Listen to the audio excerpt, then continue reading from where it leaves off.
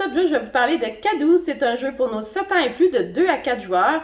C'est un jeu où il va falloir dessiner, il va falloir courir partout dans la maison, faire de la pâte à modeler, regarder à travers des lunettes spéciales. En fait, c'est un jeu où on peut s'amuser à tous les niveaux. Donc, je vous explique comment on joue, je vous dis ce que j'en pense tout de suite après.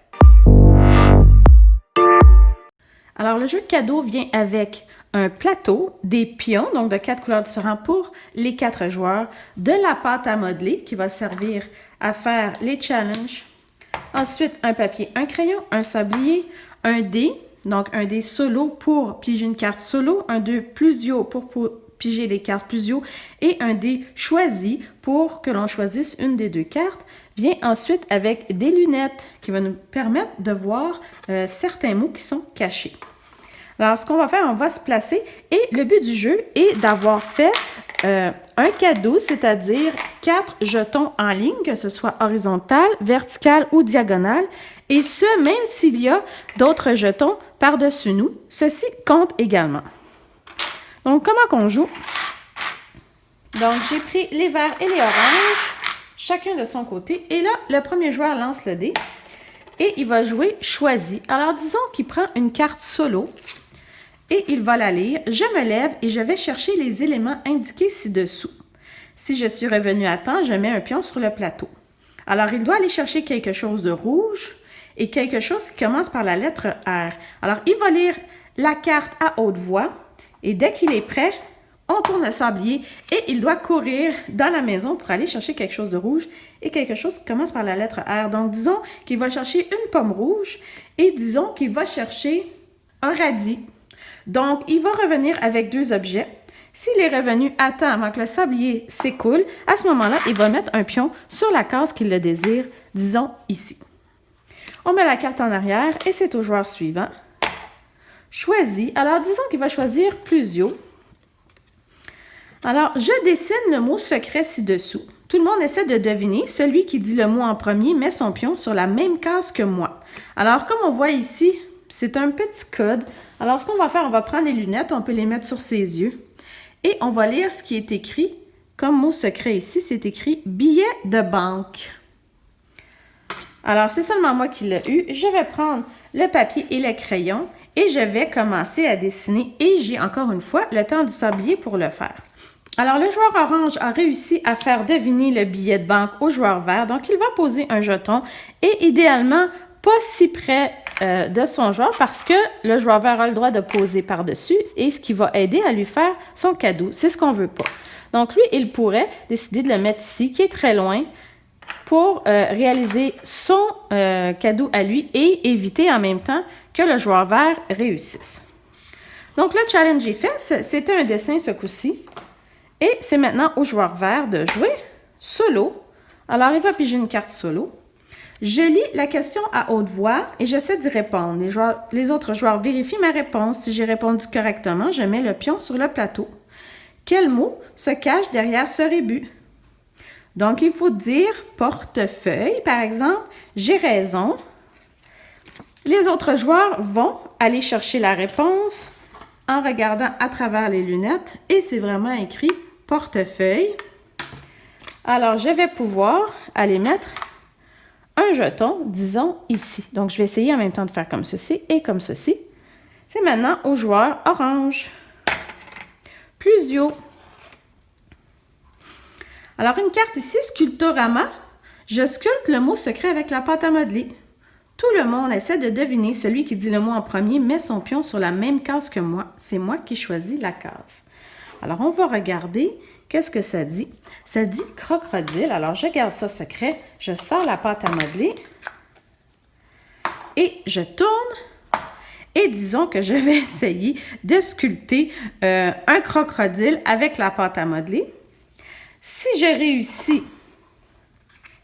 à ce moment-là, je mets mon pion.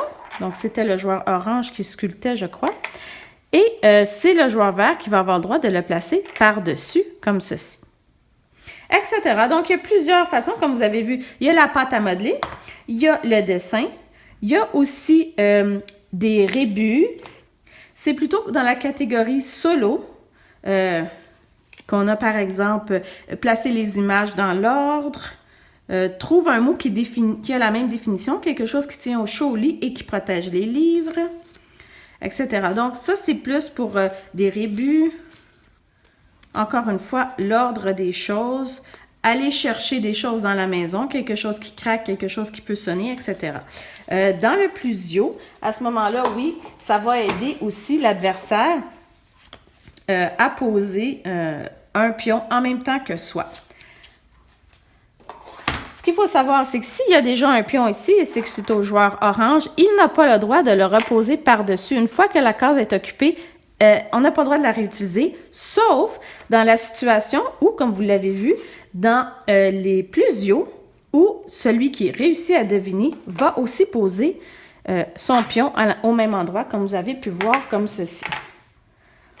Mais une fois que la case est occupée, à ce moment-là, on n'a plus le droit de la réutiliser. C'est celui qui fait le cadeau en premier qui va gagner. Ce qui précise également, c'est que on n'aurait pas le droit de finaliser un cadeau avec quelque chose qui est plusio. Il faut vraiment finaliser avec un solo. Et en fait, c'est l'autre joueur qui, dans le fond, dans ce cas-ci, n'aurait pas le droit de poser son pion comme ceci, qui permettrait à l'autre joueur qui a fait une carte plusio de faire son cadeau. Donc, c'est impossible à ce moment-là de gagner avec un plusio. Il faut vraiment que le joueur gagne avec son solo. Par contre, il peut gagner une fois que, comme ceci, un de ses jetons est là, même s'il fait partie d'un challenge qui a été plusio.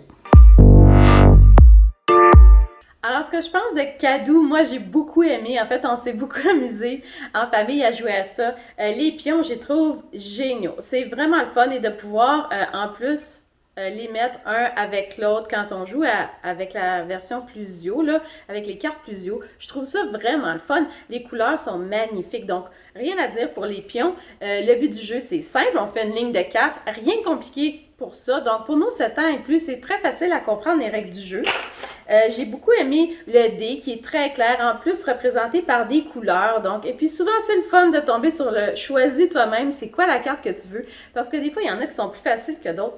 Donc, oui, ça c'est intéressant. La pâte à modeler, ça fonctionne. Dessiner, c'est toujours le fun. Donc, j'ai aimé ça qu'ils ont comme rassemblé, en fait, plusieurs jeux en un. Ça a été très intéressant. Les cartes sont simples. Donc, évidemment, 7 ans et plus parce que je pense qu'il faut savoir lire. Donc, dès 6 ans, si votre enfant est capable de lire, je pense qu'il est capable de jouer à ce jeu-là. Évidemment, il y a des choses qui sont un peu plus complexes, les définitions, peut-être les rébus qui seraient un peu plus compliqués pour nos plus jeunes, mais pourquoi pas essayer? Un petit bémol, en fait, c'est lorsque l'on va chercher, par exemple ici, il y a quelque chose d'étrange dans cette image. De quoi s'agit-il? Souvent, les images sont très petites. Donc, pour les enfants, peut-être, pour les plus vieux qui ont peut-être de la difficulté à voir, c'est un peu plus difficile à aller chercher les réponses. Un autre ici, les différences. Donc, si vous voyez, c'est assez petit. Il faut très focusser, il faut se rapprocher de la carte, il faut regarder très longuement. Évidemment, on a le sablier pour nous arrêter si on reste trop longtemps là-dessus. Donc ça, c'est surtout dans le solo, là, les petites images que l'on doit faire soi-même. Lorsqu'on tombe dans le plusio, à ce moment-là, c'est là qu'on va retrouver toutes les cartes avec que l'on doit utiliser la lunette pour déchiffrer le mot qui est caché derrière. Moi, mon petit bémol là-dessus, c'est que le mot est écrit très petit. Évidemment, on ne se met pas ça devant les yeux parce qu'on ne voit rien. Oui, peut-être que les enfants, ça fonctionne bien. Moi, je me suis retrouvée à faire une espèce de chose comme ça pour essayer de voir qu'est-ce qu'il y avait derrière. Peut-être que je suis un petit peu plus aveugle que les autres, mais j'ai trouvé ça beaucoup plus facile juste de mettre la carte comme ça et d'aller voir le mot qui était écrit. Évidemment, pour les enfants, ils veulent mettre les lunettes et tout ça, c'est très agréable. La partie que j'ai aimé le plus, c'est dans le solo, quand ils disent « va chercher dans la maison quelque chose de rouge, va chercher quelque chose ». Et là, on court pour essayer de trouver et de rapporter les objets à temps pour pouvoir gagner notre jeton et le placer à la bonne place. Moi, j'ai eu beaucoup de plaisir. Je vous le recommande. Je trouve que c'est un super bon jeu de party en général qu'on amène à Noël avec les plus petits, les neveux, et pour s'amuser. Donc, essayez-le. Si vous avez aimé la vidéo, n'oubliez pas d'appuyer sur subscribe. J'en ai un tas d'autres qui s'en viennent, puis j'ai bien hâte de vous les montrer. Salut!